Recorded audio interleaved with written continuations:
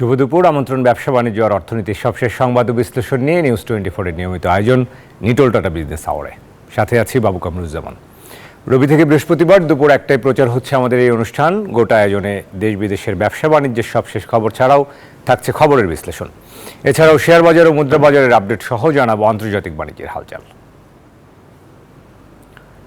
আবিষ্কার ও গবেষণা প্রতিবেদনের বাণিজ্যিক ব্যবহারের উপর জোর দিয়ে বিদ্যুৎ, জ্বালানি ও খনিজ সম্পদ প্রতিমন্ত্রী নসরুল হামিদ বলেছেন, নিজেদের সম্পদ সঠিক সময়ে সঠিকভাবে ব্যবহার করতে না পারলে গবেষণার কোনো মূল্য নেই। বৃহস্পতিবার সকালে রাজধানীর কারণ বাজারে পেট্রোবাংলা কার্যালয়ে আয়োজিত এক সেমিনারে এমন পরামর্শ দিয়েছেন সরকারের উপদেষ্টা ও প্রতিমন্ত্রী।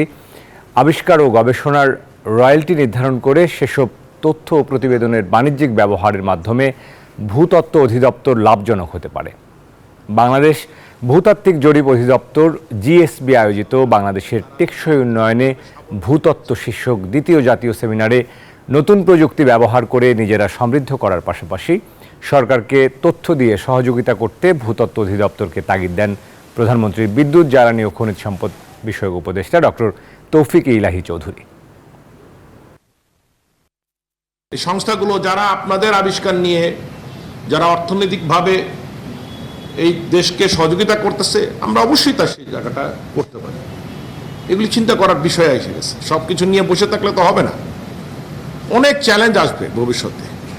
নিজেদের সম্পদ নিজেরা যদি সঠিক সময় সঠিকভাবে ব্যবহার না করতে পারি, এটার কোনো আর লাভ নেই, আবিষ্কার করে আর লাভ নেই। আইএমএফের কাছে ঋণের তৃতীয় কিস্তির $115 কোটি 20 লাখ পেতে আর কোনো বাধা নেই বলে জানিয়েছে সংস্থাটি। নির্বাহী কমিটির যাচাই বাছাইয়ের পর তা ছাড় করা হবে। তবে মূল্যস্ফীতির চাপ ও জিনিসপত্রের দাম বৃদ্ধির কষাঘাত থেকে গরিব মানুষকে বাঁচাতে আসছে বাজেটে বিশেষ কর্মসূচির পরামর্শ সংস্থাটির মিশন প্রধানের। সংস্থাটি মনে করে চলমান সংস্কার কর্মসূচির কারণে ধীর হবে অর্থনীতির গতি, যার প্রভাবে চলতি বছর জিডিপি প্রবৃদ্ধি কমে হবে 5.4%। অর্থনীতি পুনরুদ্ধারে সরকারের নেওয়া উদ্যোগের প্রশংসাও করেছে সংস্থাটি। সামষ্টিক অর্থনীতি স্থিতিশীল এবং বৈদেশিক মুদ্রার সংকট কাটাতে সরকার ঋণ নিচ্ছে আন্তর্জাতিক অর্থলগ্নিকারী প্রতিষ্ঠান আইএমএফের কাছে। প্রতিশ্রুত $470 কোটি মধ্যে এর আগে 2 কিস্তিতে প্রায় $106 কোটি ছাড় করেছে সংস্থাটি। আইএমএফের শর্ত মানায় বাংলাদেশকে এবার ঋণের তৃতীয় কিস্তির অর্থ ছাড়েও সম্মত হয়েছে সংস্থাটি। তৃতীয় মেয়াদে দেয়া হবে $115 কোটি 20 লাখ। ঢাকায় সফররত আইএমএফ প্রতিনিধি দলের মিশন প্রধান বুধবার সচিবালয়ে আনুষ্ঠানিক সম্মেলনেও তা জানিয়ে তুলে ধরেন বাংলাদেশের সামষ্টিক অর্থনীতির রূপরেখা। বলা হয়, চলতি বছর কিছুটা স্লোথ হতে পারে অর্থনৈতিক প্রবৃদ্ধি। We see this in the economy slowing down because of various measures. So we see some more recent data which, especially for Q2, that were a little lower than expected, and that's why our projection is a little lower. Bangladesh যে উচ্চ মূল্যস্ফীতির চাপে এবং নিত্যপণ্যের দামের কষাঘাতে আছে গরিব মানুষ, তা থেকে উত্তরণে আসছে বাজেটে বিশেষ কর্মসূচি নেয়ার পরামর্শ দেয় সংস্থার মিশন প্রধান। We are very mindful that some of the policies could have, for example, inflationary pressures, and then we are trying to counteract those policies with others so that it's not impacting the vulnerable and the poor. সংবাদ সম্মেলনে জ্বালানি তেলের দাম, ডলারের বিনিময় হার ও ঋণের সুদ হার বাজার ভিত্তিক করার উদ্যোগের প্রশংসাও করা হয়। Ongoing efforts to strengthen institutions and enhance. Babu Kamruzzaman, news 24, Dhaka. ডলারের বিনিময় হার 117 টাকার আশেপাশে রেখে সার্কুলার জারি করেছে বাংলাদেশ ব্যাংক। একই সাথে ব্যাংক ঋণের সুদ হারে স্মার্ট রেট পদ্ধতি বাতিল করে বাজারের ওপর ছেড়ে দেওয়া হয়েছে। বুধবার বিকালে এই সংক্রান্ত 2টি সার্কুলার জারি করে কেন্দ্রীয় ব্যাংক। বিশ্লেষকরা বলছেন, নতুন সিদ্ধান্তে সাময়িকভাবে আমদানি ব্যয় বাড়লেও দীর্ঘমেয়াদে অর্থনীতিতে ইতিবাচক প্রভাব পড়বে। সবশেষ প্রান্তিকের মুদ্রানীতি ঘোষণার সময়ই ডলারের বিনিময় হার নির্ধারণে একটি সীমা বেঁধে দেয়া বা ক্রলিং প্যাক পদ্ধতি প্রবর্তনের ঘোষণা দেয় বাংলাদেশ ব্যাংক। বৈশ্বিক অর্থলগ্নিকারী সংস্থা আইএমএফ এর প্রতিনিধিদের সাথে কয়েক দফা বৈঠকের পর এবার সেই পদ্ধতি চালুর ঘোষণা দিল সংস্থাটি। বিনিময়ের একটি মধ্যম সীমা 117 টাকা নির্ধারণ করে পরিপত্র জারি করা হয়েছে। অর্থাৎ তফসিলি ব্যাংকগুলো এই হারের আশেপাশে ডলার কেনাবেচা করতে পারবে। ডলারের বিনিময়ে সবশেষ বাংলাদেশ ব্যাংকের হার 110 টাকা থাকলেও সেটি মানছিল না কেউ। খোলা বাজারে ডলার পেতে গুনতে হতো 120 টাকার আশেপাশে। বিশ্লেষকরা বলছেন, আগে থেকেই এই দামে ডলার কিনে আমদানি ব্যয় মেটাচ্ছিলেন ব্যবসায়ীরা। এই বাড়ানোতে এটা অফিসিয়াল হয়ে গেল, আগে এটা আনঅফিসিয়ালি ব্যাংকগুলো এভাবে করছিল। ইম্পোর্টাররা বিভিন্ন সময় অভিযোগ করে আসছিল ব্যাংকগুলো তাদের প্রেসার রেটে বেশি নিচ্ছে। এটি এখন ব্যাংকারদের সেই চুরিটার করতে হবে না, তারা সরাসরি এই রেটে করবে। এদিকে আরেকটি প্রজ্ঞাপনে ব্যাংক ঋণের সুদ হারে স্মার্ট রেট পদ্ধতি বাতিল করে বাজারের উপর ছেড়ে দেওয়া হয়েছে। স্মার্ট পদ্ধতিতে ব্যাংক ঋণে কয়েক মাস ধরে সুদ হার উঠেছিল সর্বোচ্চ 13.5% পর্যন্ত। নতুন সিদ্ধান্তের ইতিবাচক প্রভাবের প্রত্যাশা ব্যাংকারদের। আমার মনে হয় এটা ভালোই হবে, কারণ আমরা এতে করে কিন্তু আসলে আমরা যে এক সময় যে 9% যে একটি লেন্ডিং ক্যাপ ছিল সেখান থেকে আমরা স্মার্ট হলো, তারপরে এখন আসলে market driven rate. I think it's a very good step taken by Bangladesh bank এবং এটা খুব সময়োপযোগী হয়েছে। নতুন এই সিদ্ধান্তে অর্থনীতিতে কি প্রভাব পড়তে পারে এ নিয়ে কিছুটা ইতিবাচক বিশ্লেষকরা। এটা আরো আগের থেকে যদি আমরা শুরু করতাম এবং গ্র্যাজুয়ালি যখন সে ফর এক্সাম্পল 92-93 ছিল, তখন যদি ওইটাকে আমরা গ্র্যাজুয়ালি 97-98 দিক থেকে নিয়ে আসতাম, তাহলে হয়তো ইম্প্যাক্টটা একবারে বাড়ালে যতটা হয়, আপনি যদি গ্র্যাজুয়ালি করেন তাহলে কিন্তু অতটা হয় না। সঙ্গত কারণে ইম্পোর্ট যারা করেন তাদের উপরে প্রেশার পড়বে, বিকজ তাদের জন্য এটা মোর এক্সপেন্সিভ হবে। বছর জুড়ে ব্যাংকিং খাতে বিভিন্ন সংস্কার আনতে পরামর্শ দিয়ে আসছিল আইএমএফ।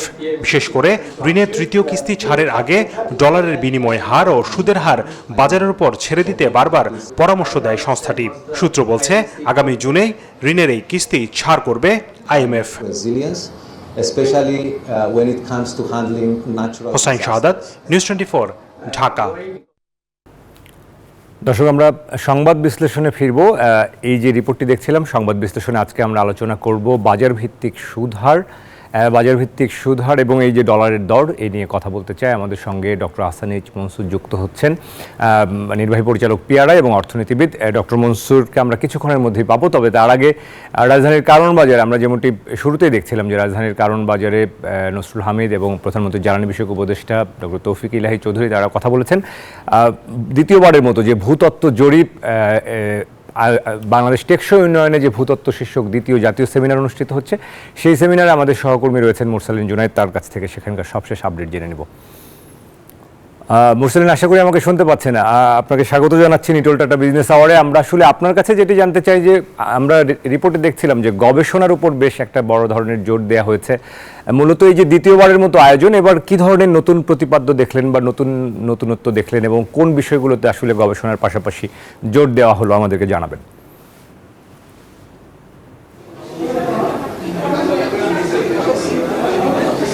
বাবু, এখন পর্যন্ত এই টেকসই উন্নয়নে বাংলাদেশের টেকসই উন্নয়নে ভূতত্ত্ব এই শিরোনামে যেই দ্বিতীয় জাতীয় সেমিনারটি সকাল থেকেই উদ্বোধন হয়ে গেছে এবং এটির প্রথম সেশনও প্রায় শেষ হয়ে গেল।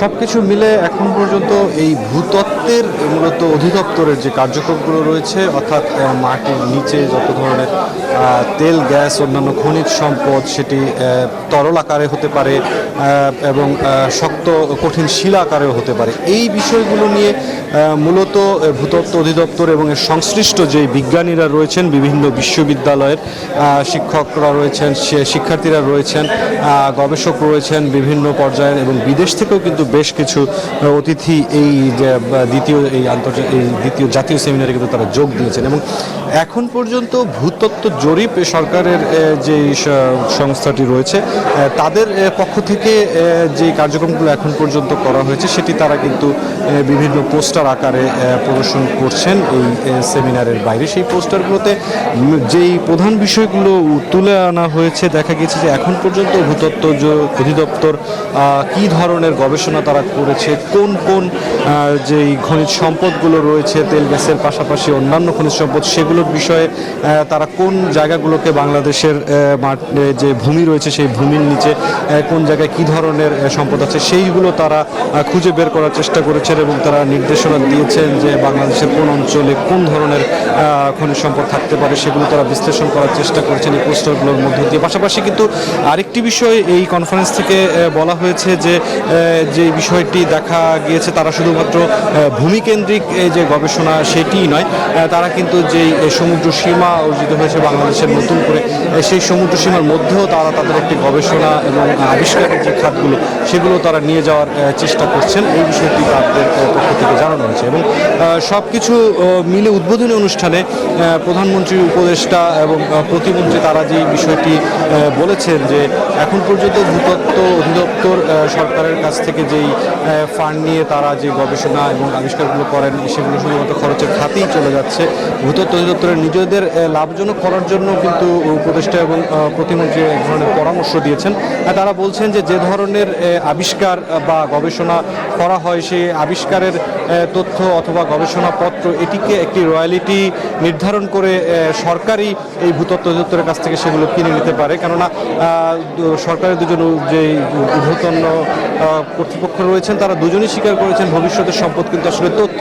তো এই তথ্যগুলোকে নিয়েই কিন্তু তারা কাজ করতে পারেন এবং এই যে জাতীয় সেমিনারটি হচ্ছে তারা আশা করেছেন এই জাতীয় 2 দিনের এই জাতীয় সেমিনার শেষে সরকারের কাছে অনেক তথ্যভিত্তিক এবং জ্ঞান ভিত্তিক গঠনমূলক সুপারিশ সরকারের কাছে যাবে, তারা এটা প্রত্যাশা করেছেন। তবে এই অনুষ্ঠানে পেট্রোবাংলার পক্ষ থেকে পেট্রোবাংলার চেয়ারম্যান যে বিষয়টি জানিয়েছেন তিনি বলছেন যে এই পেট্রোবাংলা মূলত যে কাজটা করে পেট্রোবাংলা এবং বাপেক্স তারা যে কাজগুলো করে তারা উত্তোলন করেন তেল গ্যাসে উত্তোলনের বিষয়টি কিভাবে বাজারজাত হবে কিভাবে বিপণন হবে সেই বিষয়গুলো তারা দেখভাল করেন। কিন্তু পেট্রোবাংলার চেয়ারম্যান যেটি আসলে বোঝাতে চেয়েছেন যে এই উত্তোলনের কাজের শুরুটাই কিন্তু হয় ভূতত্ত্ব অধিদপ্তরের মধ্য দিয়ে। তারা আসলে মূলত প্রথমে দেখিয়ে দেন কোন জায়গায় কি ধরনের সম্পদ থাকতে পারে, মাটির নিচে লুকোনো এই বিশাল সম্পদ। তো সেই জায়গাটিতে কিভাবে ভূতত্ত্ব অধিদপ্তরকে একসাথে সমন্বিত হয়ে অন্যান্য যে সংস্থাগুলো আছে তাদের সাথে একভাবে কাজ করা যায় সেই বিষয়টি তিনি বোঝানোর চেষ্টা করেছেন সরকারকে। পাশাপাশি আরেকটি জিনিস যেটি বলা হয়েছে যে কোনো সম্পদ খোঁজার ক্ষেত্রে দেখা যায় যেই সংস্থা একটি নির্দিষ্ট বিষয়ে খুঁজতে যান সেটি খুঁজতে গিয়ে যে নমুনা তারা উত্তোলন করেন সেই নমুনা থেকে কিন্তু আরও অনেক কিছু গবেষণা করা সম্ভব। সব কিছু মিলে মূলত বলা যাচ্ছে যে এই ভূতত্ত্ব অধিদপ্তরের পক্ষ থেকে বলা হচ্ছে জাতীয় এই সেমিনারটি টেকসই উন্নয়নে বাংলাদেশের এটি অত্যন্ত গুরুত্ব বহন করে বাংলাদেশের যে ভবিষ্যতে এগিয়ে চলা তার ক্ষেত্রে। বাবু কামরাজ। মোরসালাম, অনেক ধন্যবাদ আপনাকে। আমরাও আশা করব যে এই ভূতত্ত্ব জরিপের মধ্য দিয়ে আসলে অনেকের মধ্যে কৌতূহল তৈরি হবে, অনেক নতুন বিষয় আসলে জানতে পারবেন সবাই। অনেক ধন্যবাদ আমাদের সাথে যুক্ত হওয়ার জন্য। দর্শক, আমাদের সহকর্মী মোরসালিন জুনায়েদ জানাচ্ছিলেন রাজধানীর কারণ বাজার থেকে দ্বিতীয় যে জাতীয় সেমিনার হচ্ছে ভূতত্ত্ব বিষয়ে সেখান থেকে সরাসরি যুক্ত ছিলেন। যাচ্ছে অন্যান্য সংবাদে। চট্টগ্রামের পতেঙ্গায় অবতরণের আগে দুর্ঘটনার কবলে পড়েছে বিমান বাহিনীর একটি প্রশিক্ষণ বিমান। এই ঘটনায় 2 পাইলট আহত হয়েছিলেন, কিন্তু কিছুক্ষণ আগে আমরা সংবাদ জানতে পেরেছি একজন চিকিৎসাধীন অবস্থায় আসলে মারা গেছেন। দর্শক, এই বিষয়ে আমরা সবশেষ খবর জানাতে চট্টগ্রাম থেকে আমাদের সহকর্মী নয়ন বড়ুয়া জয় যুক্ত হচ্ছেন, তার কাছ থেকে জানবার চেষ্টা করব। জয়, আশা করি আমাকে শুনতে পাচ্ছেন। আসলে দুর্ঘটনা কিভাবে হলো এবং আপনার কাছে আসলে এই বিষয়ে সবশেষ কি আপডেট রয়েছে?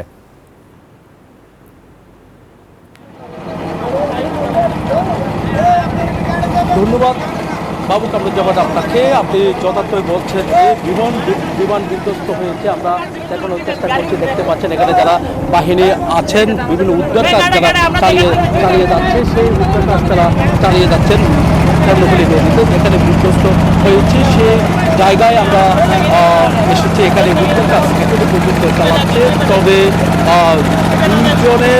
দুজন অক্ষত অবস্থায় তারা প্যারাশুট দিয়ে তারা নেমে গেছে জানিয়েছে। এর মধ্যে একজনের অবস্থা আশঙ্কাজনক আমরা শুনেছি, তবে তাকে সাময়িক হাসপাতালে নিয়ে গেছে বলে আমরা জানতে পেরেছি। দেখতে পাচ্ছেন এখন ফায়ার সার্ভিস, নৌবাহিনী, বিমান বাহিনী সহ অন্যান্য যারা স্থানীয় লোকজন আছেন তারাও কিন্তু এই উদ্ধার কাজ চালাচ্ছেন। বিমানটিকে উদ্ধার করার জন্য তারা চেষ্টা চালিয়ে যাচ্ছে বলে আমাদেরকে জানিয়েছেন। এখানে উদ্ধার কাজে যারা আছেন তারা বলছেন এখনো পর্যন্ত যেখানে বিমানটি পড়েছে কিন্তু জোয়ার এসেছে, তার কারণে সেই বিমানটি উদ্ধার করা এখনও পর্যন্ত সম্ভব হয়নি বলে আমাদেরকে জানিয়েছেন।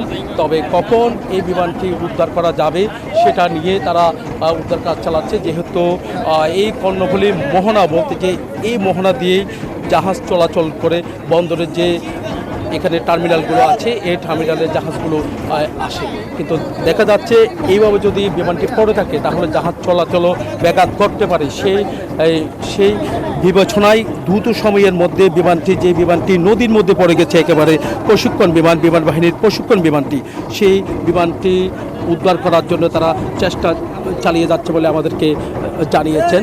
এখানে যারা উদ্ধার কাজ চালাচ্ছে তারা বলছেন কিছুক্ষণের মধ্যে এই বিমানটি উদ্ধার হতে পারে। আবার যদি এইভাবে পানি, আমরা দেখছি নদীর পানি অনেকটা বেড়েছে, এইভাবে যদি বেশি থাকে তাহলে উদ্ধার করতে আরেকটু সময় লাগবে বলে আমাদেরকে জানিয়েছেন। আমরা যতটুকু জেনেছি এখানে একজন পাইলট মারা গেছে বলে আমরা জানতে পেরেছি। তবে কিছুক্ষণ আগে সেই খবরটি আমাদের কাছে এসেছে, তো তাকে উদ্ধার করে যে একেবারে তার কিন্তু আসলে তার এখান থেকে খুব আশঙ্কাজনক অবস্থায়।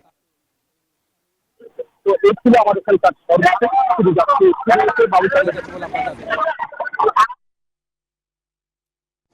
বাবুকামরা জীবনের কাছে। নয়ন বড়ুয়া জয়, অনেক ধন্যবাদ আমাদের সাথে যুক্ত হবার জন্য, আমাদেরকে সবশেষ আপডেট জানাবার জন্য।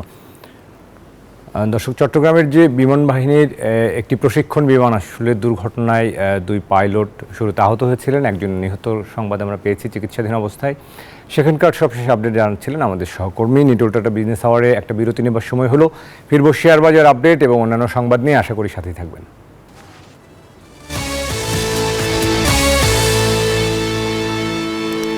দর্শক, বিরতির পর আবার স্বাগত জানাচ্ছি নিটোল টাটা বিজনেস আওয়ারে, সাথে আছি বাবু কামরুজ্জামান।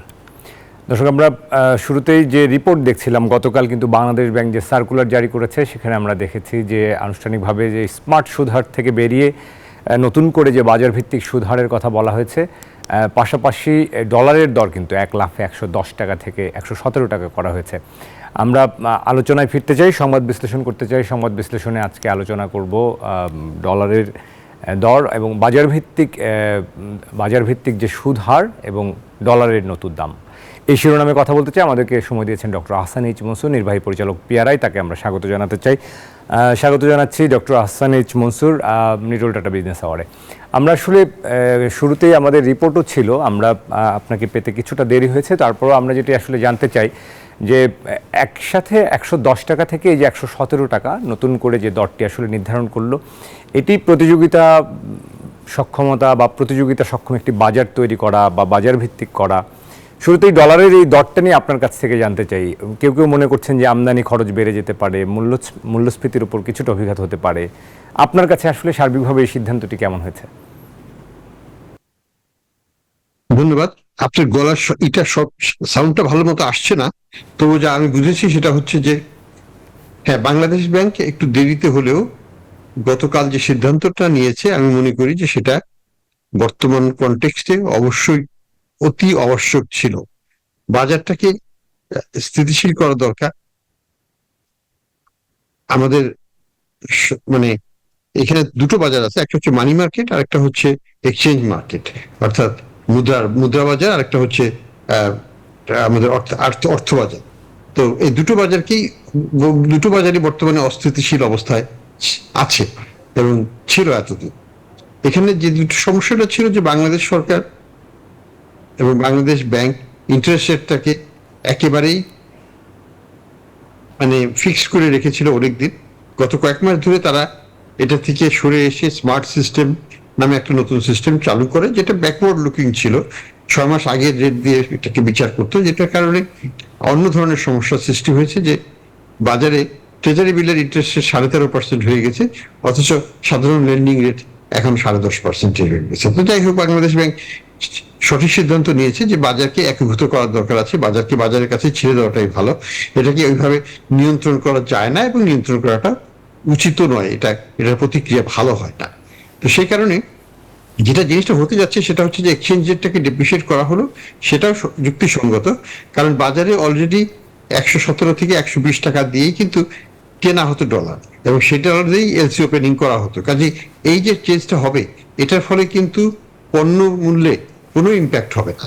এটা শুধুমাত্র যে ট্রানজেকশনগুলো যেই মূল্যেই হচ্ছিল সেটাকেই ফর্মালাইজ করে ফেলা হলো।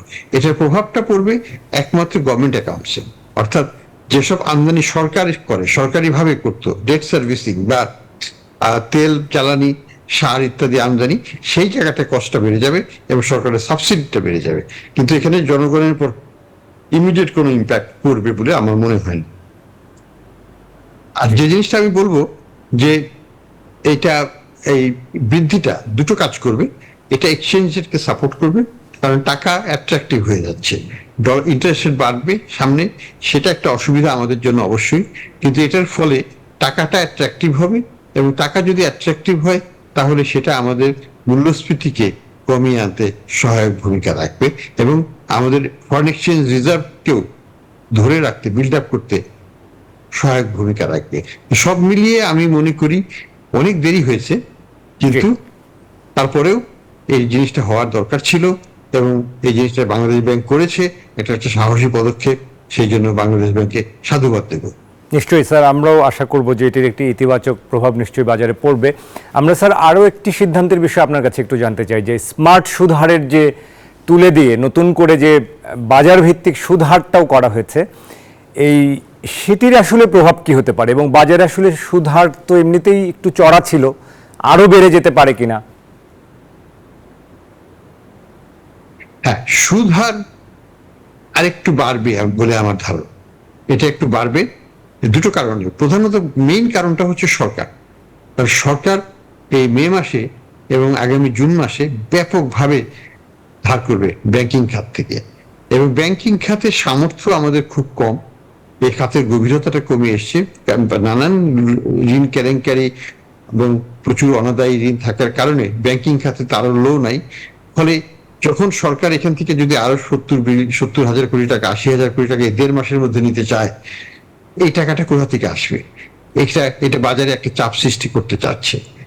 সরকার যদি নিজের ব্যয়টা কমাতে পারতো, সরকার যদি এই বরোয়িং রিকোয়ারমেন্টটাকে কমিয়ে ফেলতে পারতো, টাকা না ছাপিয়ে করতে হবে।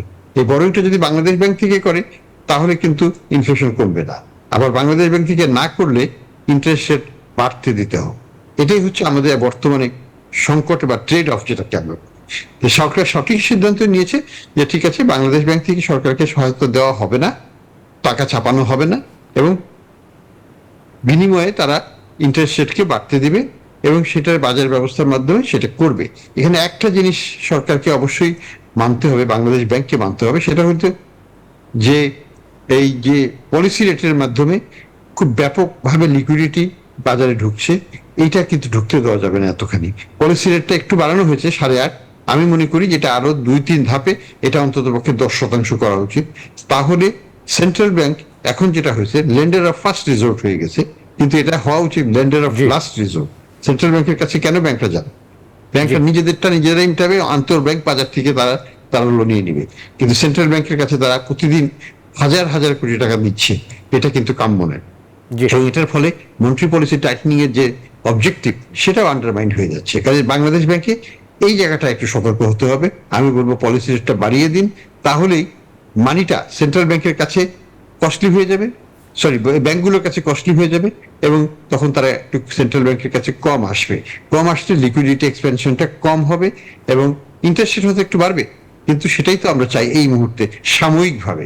ইনফ্লেশনটা কমে আসলে ইন্টারেস্ট কমে যাবে, এবং তখন আবার ব্যবসায়ী সম্প্রদায় একটা স্বস্তির জায়গায় তাদের বিনিয়োগ কার্যক্রম, উৎপাদন কার্যক্রম চালাতে পারবে। কিন্তু আগামী 9 থেকে 12 মাস হয়তো একটু কষ্ট করতে হবে। জি স্যার, আমরা অনেক ধন্যবাদ জানাই। আজকে যেহেতু সময় স্বল্পতা রয়েছে, আপনার কাছে আরও শুনতে পারলে ভালো লাগতো। আজকে স্যার এখানেই শেষ করতে হচ্ছে, বিদায় জানাচ্ছি। আবারও নিশ্চয়ই পরবর্তী অনুষ্ঠানে আপনার সাথে কথা হবে। ভালো থাকবেন, অনেক ধন্যবাদ স্যার। ধন্যবাদ।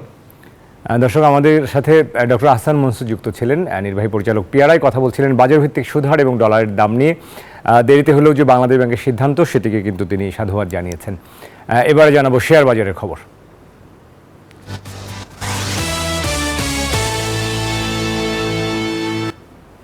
সপ্তাহের শেষ কর্মদিবসে পুঁজিবাজার পরিস্থিতি দেখে নেব। এই সপ্তাহে কিন্তু আমরা বেশ চাঙ্গা দেখেছি বাজার। এই মুহূর্তের পরিস্থিতি আপনাদেরকে জানাতে চাই ঢাকা স্টক এক্সচেঞ্জের ওয়েবসাইট থেকে। সবশেষ যে তথ্য আমরা দেখতে পাচ্ছি, আজকে কিন্তু শেষ দিনে এসে আসলে সবগুলো সূচকের পতন হয়েছে। ডিএসসির প্রধান সূচক DACX 22 পয়েন্ট কমে 5,668 পয়েন্টে নেমে এসছে এবং সরিয়া সূচক 6 পয়েন্ট কমেছে। বাছাই করা কোম্পানি নিয়ে গঠিত DS30 সূচক সেটিও 7 পয়েন্ট কমে 2018 পয়েন্টে নেমে এসছে এবং হাতবদল হওয়া শেয়ার ও মিউচুয়াল ফান্ড ইউনিটের মধ্যে 116টির দর বেড়েছে, 219টির দর কমেছে এবং 56টির দর অপরিবর্তিত হয়ে রয়েছে। এখন পর্যন্ত লেনদেন 719 কোটি টাকা, লেনদেনে কিন্তু গতিশীলতা রয়েছে। তো এই ছিল পুঁজিবাজারের আজকের পরিস্থিতি। সবগুলো সূচকের পতনের মধ্য দিয়ে আসলে লেনদেন চলছে, যদিও শেষ মুহূর্তে লেনদেন আর ঘণ্টাখানেকের মতো বাকি রয়েছে। আমরা যাচ্ছি মুদ্রা বাজারের পরিস্থিতিতে। মুদ্রা বাজার জানাবো আপনাদেরকে প্রধান মুদ্রা বিনিময় মূল্য। আজকে সোনালী ব্যাংকে মার্কিন ডলার 100, গতকাল বাংলাদেশ ব্যাংকের সার্কুলার পর আমরা কিন্তু দেখছি যে কেনা বেচার রেটটা একটু বেড়েছে। 115 থেকে 116 টাকা 50 পয়সা ক্রয় মূল্য, বিক্রি মূল্য 117 টাকা 50 পয়সা। ইউরো 125 টাকা ক্রয় মূল্য, বিক্রি মূল্য 131 টাকা। পাউন্ড 143 টাকা ক্রয় মূল্য, বিক্রি মূল্য 147। চীনা ইউয়ান 14 টাকা ক্রয় মূল্য, বিক্রি মূল্য 17 টাকা। সৌদি রিয়াল 27 টাকা ক্রয় মূল্য, 31 টাকা 10 পয়সা বিক্রি মূল্য এবং ভারতীয় রুপি 1 টাকা 38 পয়সায় কেনা হচ্ছে, 1 টাকা 45 পয়সা বিক্রি হচ্ছে। দর্শক, এই ছিল মুদ্রা বাজার পরিস্থিতি। এবারে স্বর্ণের দর আপনাদেরকে জানাবো। আন্তর্জাতিক বাজারের সাথে সমন্বয় করে বাজুস নিয়মিত যে হালনাগাদ তথ্য দিয়ে থাকেন, আমরা দেখি যে 22 ক্যারেটের সব থেকে ভালো মানের সবশেষ দর যেটি কিছুটা বেড়েছে আবারও 1,15,000 টাকা প্রতি ভরি এবং 21 ক্যারেটের স্বর্ণ 1,10,000 টাকা প্রতি ভরি, 18 ক্যারেটের স্বর্ণ 94,000 টাকা প্রতি ভরি এবং সনাতন স্বর্ণের দাম পড়বে 78,000 টাকা প্রতি ভরি। পাশে গ্রাম প্রতি দর দেখানো রয়েছে। এবারে রূপার দাম আমরা দেখে নিব। রূপার দাম অনেকদিন ধরে অপরিবর্তিত রয়েছে। 22 ক্যারেটের সব থেকে ভালো মানের রূপা 2,098 টাকা প্রতি ভরি, 21 ক্যারেটের রূপা 2,005 টাকা, 18 ক্যারেটের রূপা 1,714 টাকা প্রতি ভরি এবং সনাতন যে রূপা রয়েছে সেটি 1,282 টাকা ভরি। দর্শক, এই ছিল স্বর্ণ মুদ্রা রূপার বাজারের সবশেষ আপডেট দরদাম। নিটল টাটা বিজনেস আওয়ার্ডে আরেকটা বিরতি নেবার সময় হলো। ফিরব দেশ ও বিশ্ব বাণিজ্যের খবর নিয়ে, আশা করি সাথে থাকবেন।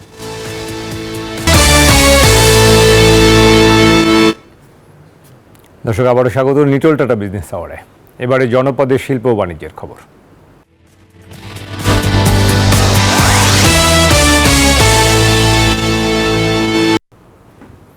পদ্মা সেতু ও পায়রা বন্দরের পরে এবার দক্ষিণাঞ্চলে প্রথমবারের মতো গড়ে তোলা হচ্ছে রপ্তানি প্রক্রিয়াকরণ এলাকা।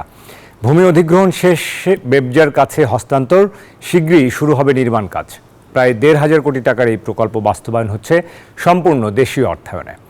এই ইপিজেডে 1,500 মিলিয়ন ডলার বৈদেশিক বিনিয়োগ এবং প্রতি বছর 1,860 মিলিয়ন ডলার আয় হবে বলে জানান সংশ্লিষ্টরা। পটুয়াখালী থেকে শিকদার জোবাইর হোসেনের তথ্যচিত্রে ডেস্ক রিপোর্ট। পদ্মা সেতু চালু হওয়ার পর দেশের দক্ষিণের জেলা পটুয়াখালীতে এবার গড়ে তোলা হচ্ছে রপ্তানি প্রক্রিয়াকরণ এলাকা। এটি বরিশাল বিভাগের প্রথম ইপিজেড। পদ্মা সেতু এবং পায়রা সমুদ্র বন্দরকে কেন্দ্র করে দেশের দ্বিতীয় বৃহৎ এই ইপিজেড প্রকল্প হাতে নেয় সরকার। প্রকল্পের ভূমি অধিগ্রহণ এরই মধ্যে শেষ। অধিগ্রহণ করা জমি বাংলাদেশ রপ্তানি প্রক্রিয়াকরণ এলাকা কর্তৃপক্ষের কাছে হস্তান্তর করা হয়েছে। কিছুদিনের মধ্যে শুরু হচ্ছে নির্মাণ কাজ। জমিটা আমরা বুঝে নিয়েছি জেলা প্রশাসক মহোদয়ের কাছ থেকে।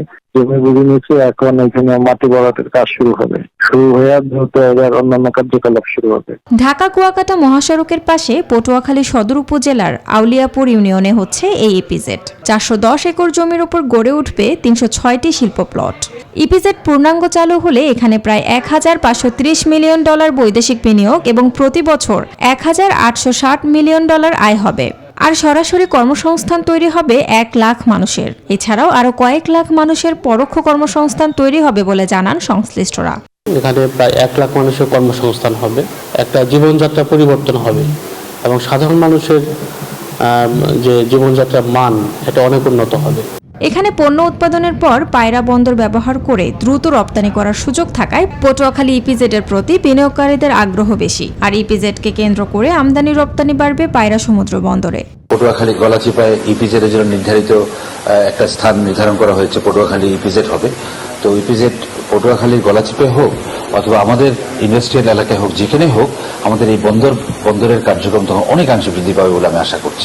এই প্রকল্পে খরচ ধরা হয়েছে 1,443 কোটি টাকা।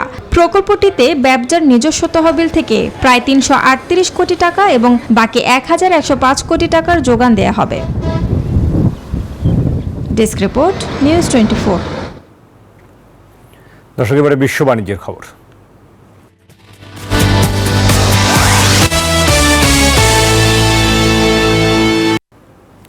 এবার দক্ষিণ আফ্রিকায় অনলাইন শপিং পরিষেবা চালু করেছে মার্কিন বহুজাতিক প্রযুক্তি ও ই কমার্স প্রতিষ্ঠান অ্যামাজন। বুধবার এক প্রতিবেদনে এই তথ্য নিশ্চিত করেছে রয়টার্স। সম্প্রতি অ্যামাজন এক বিবৃতিতে জানায়, দেশটিতে অনলাইন পরিষেবা দিতে থাকবে ৩,০০০-এর বেশি পিক আপ পয়েন্ট। অর্ডারের দিন সহ পরের দিন পর্যন্ত পণ্য গ্রহণের সুযোগ পাবেন ক্রেতারা। অ্যামাজন কর্তৃপক্ষ জানিয়েছে, দক্ষিণ আফ্রিকার ক্রেতাদের জন্য অ্যামাজনের প্রথম অর্ডারে বিনামূল্যে ডেলিভারি গ্রহণ করার সুযোগ থাকবে। এছাড়াও পরবর্তী সময়ে কেউ $27.07 বা তার বেশি মূল্যের পণ্য অর্ডার করলেও ফ্রি ডেলিভারি দেবে কোম্পানিটি।